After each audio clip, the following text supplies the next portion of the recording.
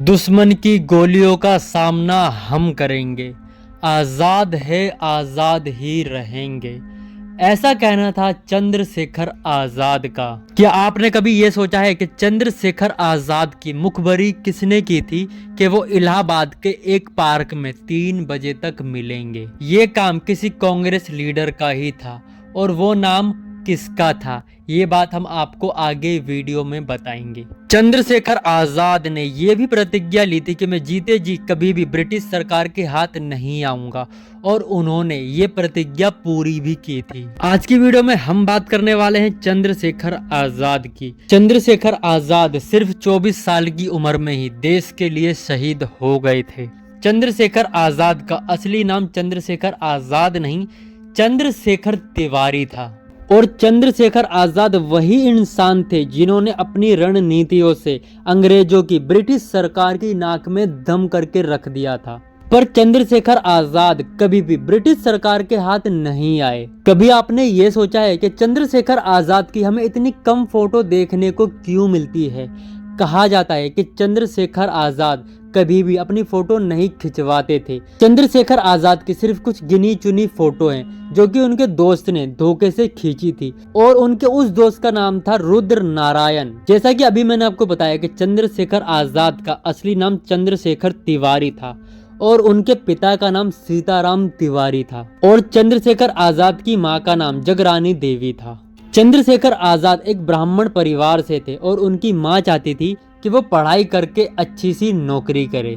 पर चंद्रशेखर के मन में कुछ और ही चल रहा था। चंद्रशेखर आजाद बचपन से ही आजाद देश की इच्छा करते थे, और वो आजादी के लिए ही अपना जीवन बिताना चाहते थे। पर समय के साथ साथ चंद्रशेखर आजाद ने 14 साल की उम्र में पढ़ाई छोड़कर मुंबई के बंदरगाह में नौकरी करना शुरू कर दिया। पर नौकरी करते करते उनको एहसास हुआ कि मैं 2 रोटी के लिए ही तो पैसा कमा रहा हूँ, क्यों ना ये काम मैं अपने गांव में जाके ही करूं, और वहां पर मैं चैन से भी जी पाऊंगा। पर कुदरत को कुछ और ही मंजूर था। 19 अप्रैल 1919 में जब जलियांवाला बाग हत्याकांड हुआ, तो पूरे देश के मन में ये इच्छा आई कि अब हमें आजादी के लिए लड़ना है, और वो इच्छा और भी ज्यादा तेज होने लगी जलियांवाला बाग हत्याकांड के बाद। इसी के बीच गांधी जी के असहयोग आंदोलन ने भी एक हवा ली थी, जो कि बहुत तेजी से फैल रहा था। इसी आंदोलन का साथ देते हुए चंद्रशेखर आजाद पकड़े गए और जेल गए। पर उस समय चंद्रशेखर आजाद की उम्र सिर्फ 15 साल थी। 15 साल की उम्र में जब उनको जेल में ले जाया गया और उनको जज के सामने पेश किया गया, और जज ने ये सवाल किया कि तुम्हारा नाम क्या है, तो चंद्रशेखर आजाद ने जवाब दिया, मेरा नाम आजाद है। जज ने पूछा कि तुम्हारे पिताजी का क्या नाम है, तो उन्होंने कहा मेरे पिताजी का नाम है स्वतंत्रता।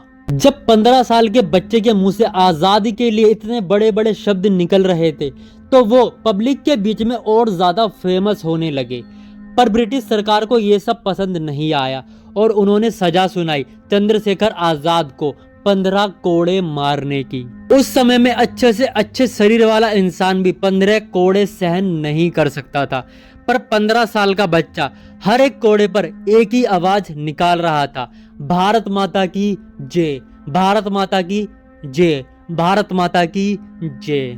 जब चंद्रशेखर आजाद की सजा पूरी हुई और जब उनको रिहाई मिली, तो वो बाहर फेमस हो चुके थे चंद्रशेखर तिवारी नहीं, चंद्रशेखर आजाद के नाम से। और धीरे धीरे चंद्रशेखर आजाद भगत सिंह और भी सारे टीम मेंबर से मिले, और उनका एक ग्रुप बना। बताया ये भी जाता है कि चंद्रशेखर आजाद बचपन से ही आदिवासियों के साथ रहे थे, और उनको तीरंदाजी करने का बहुत ज्यादा शौक था, इसीलिए उनका निशाना इतना ज्यादा पक्का था।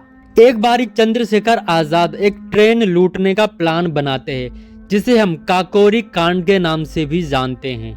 ये कांड करने के बाद चंद्रशेखर आजाद को कोई भी नहीं पकड़ पाया, और ये करने की वजह से चंद्रशेखर आजाद की पॉपुलैरिटी और भी ज्यादा बढ़ने लगी। 27 अप्रैल 1931 इलाहाबाद के एक पार्क में चंद्रशेखर आजाद अपने एक दोस्त के साथ बैठे हुए थे, जिस पार्क का नाम अल्फ्रेड पार्क है।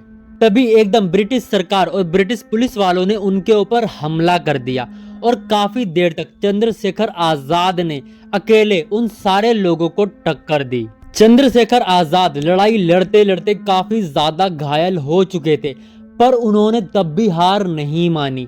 पर एंड में, आखिरी में, जब उनके हाथ में एक आखिरी गोली बची तो उन्होंने अपनी प्रतिज्ञा को पूरा करा कि मैं जीते जी कभी भी अंग्रेजों के हाथ नहीं आऊंगा। और उन्होंने आखिरी गोली खुद को मार ली और वो बने आजाद। आप ये बात पहली बार सुनोगे कि चंद्रशेखर आजाद ने अपनी पिस्तौल का नाम बमतुल बुखारा रखा था। अब मैं आपको ये भी बताऊंगा कि चंद्रशेखर आजाद की मुखबरी किसने की थी, जिसने ये बताया था कि चंद्रशेखर आजाद इलाहाबाद के एक पार्क में बैठे हैं और वहां पर उन्हें वो 3 बजे तक मिलेंगे। पर उससे पहले ये जरूर बताता हूं कि चंद्रशेखर आजाद ने जिस पेड़ के नीचे खुद को गोली मारी थी, लोग उस पेड़ की पूजा करने लगे थे, उस पेड़ पर तिलक करने लगे थे और वहां पर उनकी मूर्ति भी बना दी गई थी। पर यह बात ब्रिटिश सरकार से हजम नहीं हुई, इसीलिए ब्रिटिश सरकार ने रातों रात उस पेड़ को कटवा दिया और वहां पर मट्टी डलवा दी। और चंद्रशेखर आजाद की वो पिस्तौल बमतुल बुखारा आज भी इलाहाबाद के एक म्यूजियम में रखी है। और बताया जाता है कि चंद्रशेखर आजाद की मुखबरी पंडित जवाहरलाल नेहरू ने की थी। काफी सारी किताबों में बताया जाता है कि चंद्रशेखर आजाद भगत सिंह की फांसी रुकवाने के लिए पंडित जवाहरलाल नेहरू से मिलने गए थे और उन्होंने उनसे 1200 रुपए भी मांगे अपनी मदद करने के लिए, पर जवाहरलाल नेहरू ने उनकी मदद करने से मना कर दिया। चंद्रशेखर आजाद के जाते ही पंडित नेहरू ने ब्रिटिश सरकार को फोन किया और कहा कि आपको जिसकी तलाश है वो आपको इलाहाबाद के पार्क में मिलेगा, सिर्फ 3 बजे तक। उसके बाद वो यहाँ से जाने वाला है। बताया ये भी जाता है कि चंद्रशेखर आजाद और भगत सिंह की पॉपुलैरिटी इतनी ज्यादा बढ़ गई थी कि गांधी जी और नेहरू जी को अपनी गद्दी पर खतरा होने लगा था। एक बारी कमेंट बॉक्स में जय हिंद लिखकर जरूर जाना। वीडियो कैसी लगी है ये भी कमेंट करके जरूर बताना। नेक्स्ट पार्ट के लिए कमेंट जरूर करना। मिलते हैं अगली वीडियो में, तब तक के लिए बाय बाय।